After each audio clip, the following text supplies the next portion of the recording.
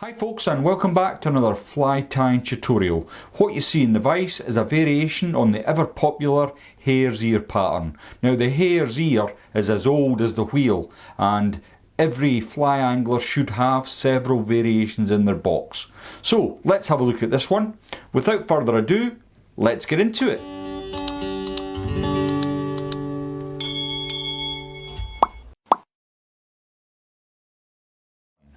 The hook in the vise then is a Hanak H200 barbless hook. This one's at size 12, it's on a heavy wire and it's finished in black nickel. The thread I'm going to be using today is from Semperfli. It's the Nano silk at 50D or 12 watt. As you can see, it's black. First thing I want to do, as always, with the Nano silks, I'm going to add a little bit of super glue to the shank of the hook. Now hare's ears can represent a whole variety of different food forms to the fish, and it always pays to have several variations in your box, and this one's served me well over the years, especially when the shrimps are around. So I've just brought my thread back to just beyond the point and I'm going to remove my waste. Now the entirety of this fly is more or less made up of a hare's mask, and what I've done is I've taken hair from the bottom piece here to form the tail. Now it can be quite fiddly, this bit, and what you see is there's far too much here, so I want to just thin that out as best I can. I don't want a lot of material in the tail here. So once I've got what I'm happy with, I'm going to dress it up, and it wants to protrude past the bend of the hook, probably about ½ centimetre. So as I've caught that in, I've just pulled out any more waste that I don't want. So I've caught that in. I'm going to lick my thumb and forefinger and just wet that down, keep it sort of nice and tidy. Next thing to tie in then is the rib. Now unfortunately I've lost the label off of this, but it is from Semperfli, and I don't know how well you can see it, but it's like a flat copper wire. It's like they've got copper wire and just flattened out with an iron.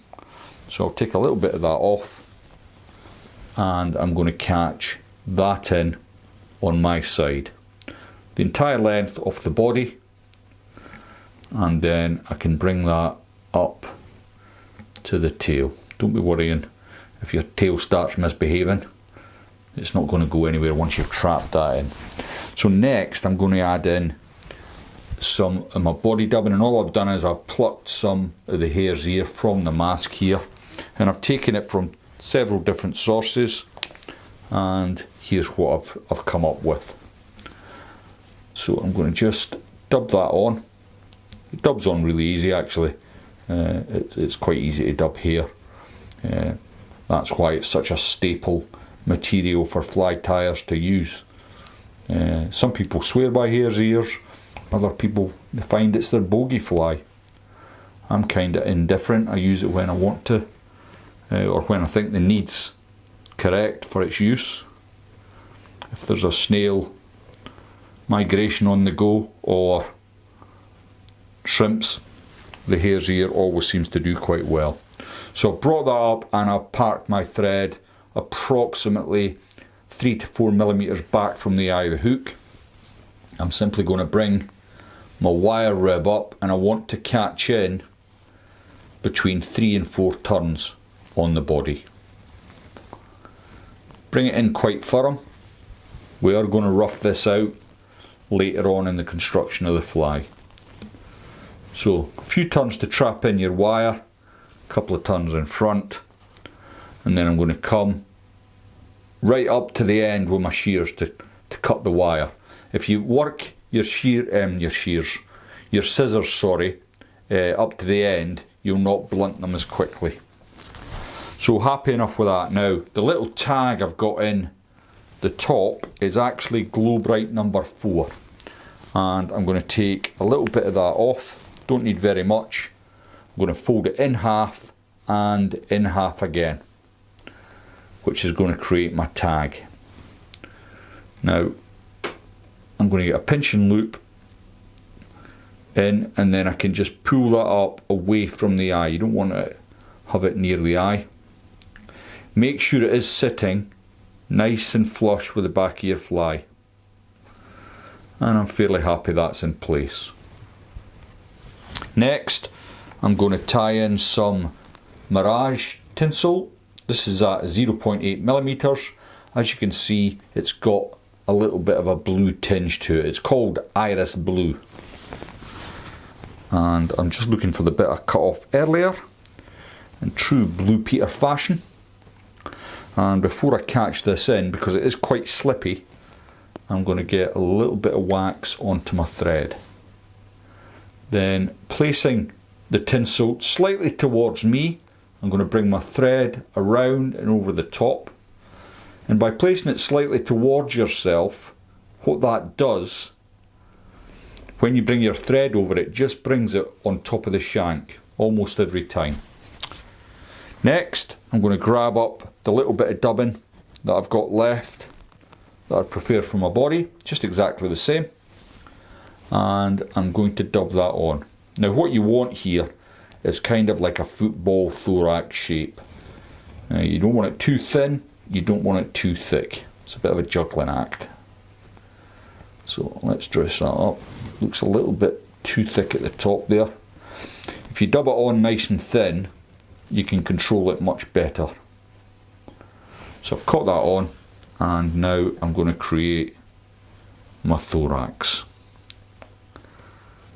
And that looks too big, but once I start brushing out, you'll not even notice that. So I'm fairly happy with how it's going so far. Next thing then, I'm going to add a little bit of wax to my thread. I'm going to bring my thorax cover over the top, like so. A couple of turns, pull it back, a couple of turns in front. I can then remove my waist. Now, before I come in with my whip finish tool, I'm going to add some UV resin to my thread, like so. And then I'll get a couple of wraps, and then I can come in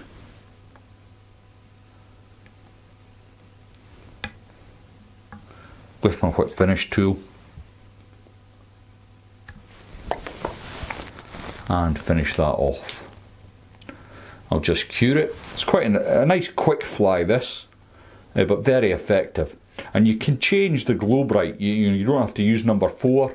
I've used number 5 in the past, and when I want a green tag, I've used the green Glo-Bite, and it works just as well. Now I don't want a huge tag here, probably about 2 millimeters or so. I'll remove that. And the secret to getting this fly looking really good is, of course, coming in afterwards with a dubbing brush, give it the full body massage, and then once you've got all them bits tangled out, teased out should I say, tangled out, teased out, just brush it all to the rear. Now I know dry the fly doesn't look like anything at all, but when this is wet it really does come alive. It's a great little pattern and well worth your time and effort. I hope you'll give it a go. I'll just clear some of that away.